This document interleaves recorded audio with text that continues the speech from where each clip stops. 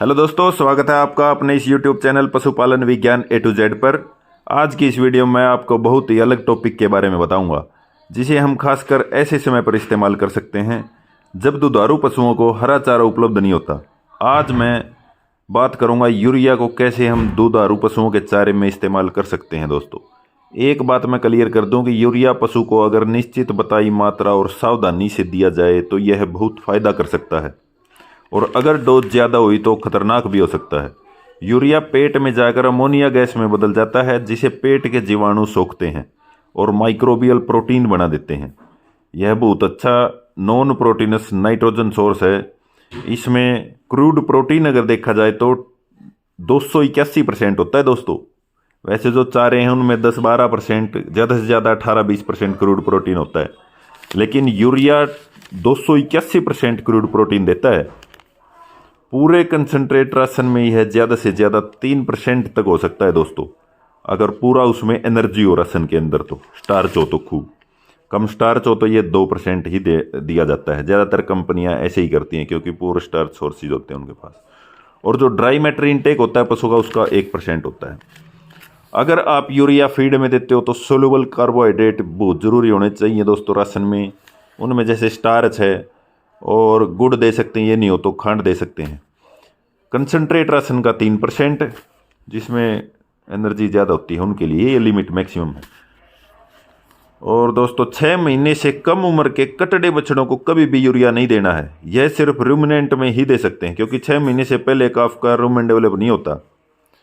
जो सादा पेट होता है, जैसे सुअर होते हैं या छोटा काफ होता है, या और हैं गाय, भैंस, भेड़, बकरी, इनके अलावा जो भी जानवर हैं, घोड़ा है, उनको ये कभी भी नहीं देना है। सोयाबीन के साथ भी यूरिया नहीं देना है दोस्तों। अब मैं आपको जो मेन बात है वो बताऊंगा। गेहूं के जो तूड़ा होता है गेहूं का, उसकी यूरिया ट्रीटमेंट करते हैं। कैसे करते हैं, वो क्या तरीका है। आपको 2 मीटर की रेडियस की जगह में 100 किलो तूड़ी डालनी है।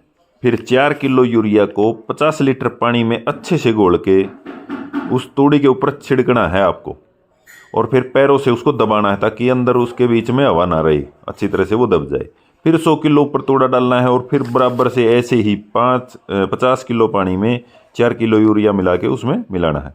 मतलब क्या है, 100 किलो तूड़ी में 50 लीटर का घोल होना चाहिए। 50 लीटर में 4 किलो यूरिया मिलाओ पानी में, और वो 100 किलो तूड़ी के ऊपर छिड़क दो।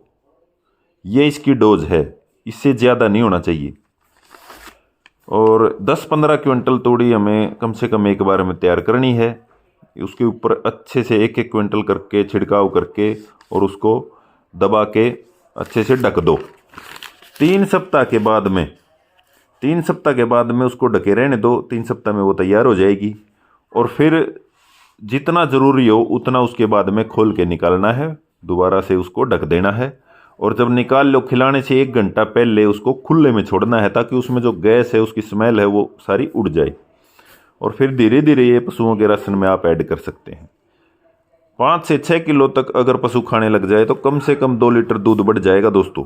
और आपका जो कंसनट्रेट राशन है उसकी ज़रूरत कम होगी। और जब मई, जून और अक्टूबर, नवंबर में जब खासकर हरा चारा नहीं होता, ऐसे समय पर पशु की सेहत का, दूध का नुकसान नहीं होगा। एक एवरेज भैंस जो पर डे 80 से 90 ग्राम यूरिया आप उसको दे सकते हैं, धीरे धीरे बढ़ा करके। और उसमें इसके जितना यूरिया होता है उसका 10 गुना कार्ब देना है। मतलब गुड़, खांड या स्टार्च देनी है 10 गुना। 4-5 ग्राम उसको सल्फर भी देना पड़ता है, गंधक। तब ये बैलेंस होकर रुमन में हजम हो पाएगा। ऐसे ही नहीं कोई भी उठा के यूरिया देने लग जाना, वो बहुत नुकसान कर देगा।